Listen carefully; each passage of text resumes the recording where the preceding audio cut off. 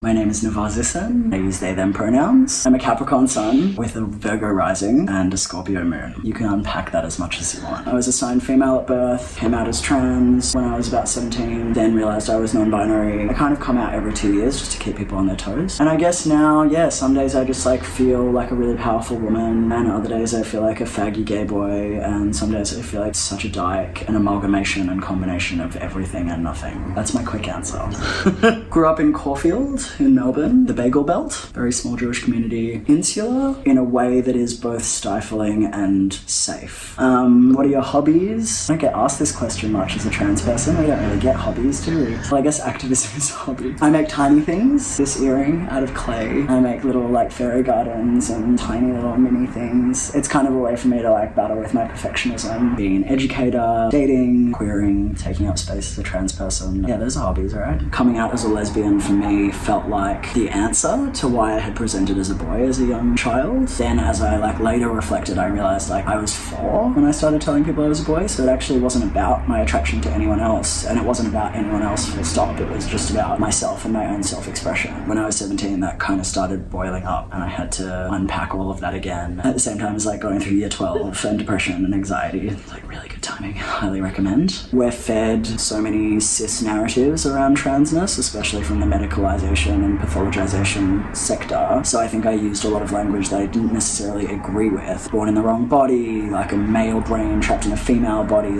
all that binary crap that I don't subscribe to anymore was kind of the only way that I could validate myself and authenticate myself in the eyes of cis people. I can't wrap myself in a package that looks nice and makes sense. I am inherently confusing. I am actually just a mosaic of masculinity and femininity. That doesn't have to make sense. When I came out as a lesbian, my siblings were pretty cool. I think my sister said something really weird I'm fine with you being a lesbian as long as you don't have a crush on me. Deeply uncomfortable. Then when I came out as trans, it was really hard. My sister was quite good about it because she came from a very medical perspective and asked me questions what are the side effects of testosterone? How do you get it? Questions that I had the answers to because I'd done research. Whereas my brothers were how can you know that you're a man? How do you know you're not going to change your mind? Philosophical, vague questions that I kind of could never answer and that they couldn't answer. And they were very much you'll never be a man without a penis. And I was kind of cool, if you got into a car accident and lost your penis, would you become a woman? And they just thought I was experiencing low self-esteem and I just needed to go to a psych. No, I love myself so much that I want to be more myself. But I think writing my book made a really big difference because I think it almost took them reading the book rather than just listening to me to really understand my perspective on things. My dad and I have a really challenging relationship. And then after a while, he was kind of yeah, I'm so good about this. All my friends tell me how good I am about this. Did you want a medal? You're still misgendering me constantly and using my birth name. So when you say you're good about this, is it just that you haven't kicked me out of home? I actually don't have anything to do with him anymore. As far as my mum goes, I often describe parents as kind of GPS systems. I think they have a set destination for their kids. We do something that kind of errs away from their expectations. I think it takes time for them to reroute. Trans just made her GPS explode. She's really made a lot of effort. I think what I really struggle with though is how much people commend her, and it's actually not fair to put that on a pedestal because it means it's unattainable for other parents. If just base level loving your child regardless of their identity is on a pedestal,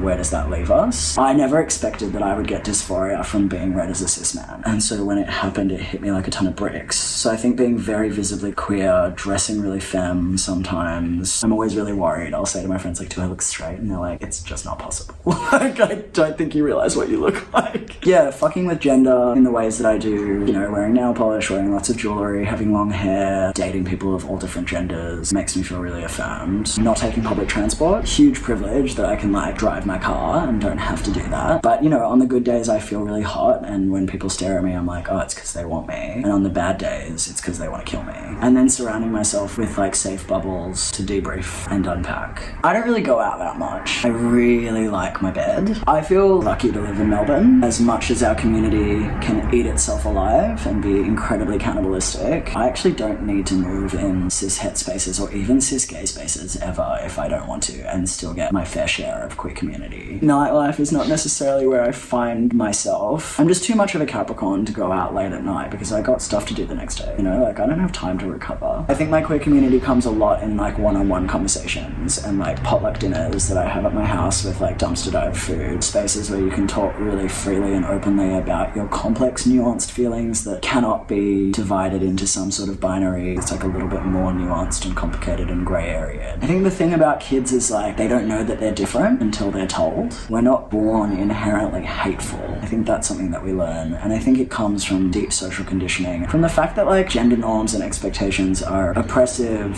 and repressive to everyone. Like I don't think anyone is liberated by them regardless of how much you're able to conform to them. And then some people seeing others be free makes them really angry because they're like, well, why did I have to work so hard to get here and you just get to do whatever you want? I don't think it's just hate and violence. I think it comes from a deep place of pain. You really don't have time to be like wasting your time trying to be someone else. And once you leave school, you get to create communities around you that you want to have and surround yourself with people who make you feel good about yourself. And do you realize how beautiful and important you are? I think so. Yeah, I'll take that.